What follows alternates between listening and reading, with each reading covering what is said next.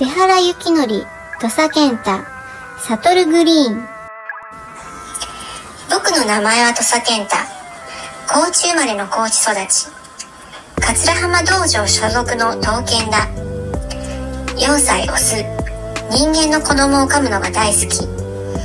一応西の横綱やってて150試合しているけど、まだ1回も勝ったことがないんだ。刀剣は鳴き声を上げたら負けなんだけど、僕はすぐに泣いちゃう。メス入りだって負ける。この間は子犬に噛まれて泣いた。調教師の吉田くんには悪いけど、やっぱり痛いのは嫌だ。